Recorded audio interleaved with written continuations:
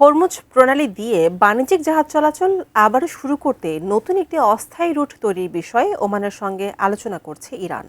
দুদেশের আলোচনায় এমন একটি করিডোর কথা বলা হচ্ছে যেখানে আসা যাওয়ার জন্য একটাই রুট থাকবে, দুটি বা তিনটি আলাদা রুট নয়। একটি স্থায়ী রুট নির্ধারিত না হওয়া পর্যন্ত এই অন্তর্বর্তী রুটটি সাময়িকভাবে ব্যবহার করা হবে। ডেস্ক রিপোর্টে বিস্তারিত। যুক্তরাষ্ট্রের সঙ্গে সরাসরি আলোচনার বিষয় দৃঢ়ভাবে অস্বীকার করলেও ওমানের সঙ্গে হরমুজ প্রণালী নিয়ে আলোচনা অগ্রগতির দিকে যাচ্ছে বলছে ইরান।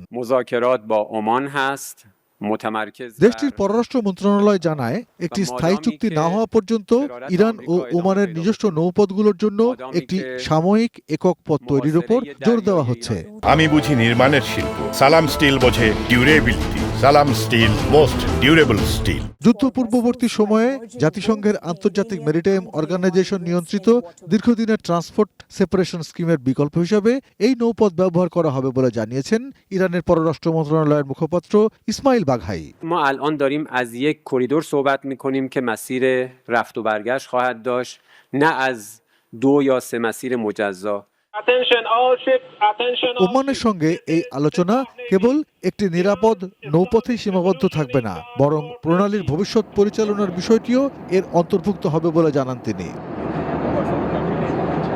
তবে নৌপথ নিয়ে চুক্তি হলেই সব সমস্যার সমাধান হবে না এও বলেন বাঘাই। মনে করিয়ে দেন ইরানের বন্দরগুলোতে যুক্তরাষ্ট্রের অব্যাহত নৌ অবরোধের কথা। বলেন, মার্কিন দৃষ্টিভঙ্গির পরিবর্তন না হলে প্রণালীর সার্বিক পরিস্থিতির কোনো উল্লেখযোগ্য উন্নতি হবে না। আইন অনুযায়ী দুই উপকূলীয় রাষ্ট্রের মধ্যে জাহাজ চলাচলের যে কোনো সমঝোতায় উভয় দেশের সার্বভৌমত্ব, সার্বভৌম অধিকার, জাতীয় নিরাপত্তা, জাতীয় স্বার্থ এবং সামুদ্রিক সেবা সংক্রান্ত সব বিষয় অবশ্যই বিবেচনায় নেওয়া হয় ও পরীক্ষা করে দেখা হয়।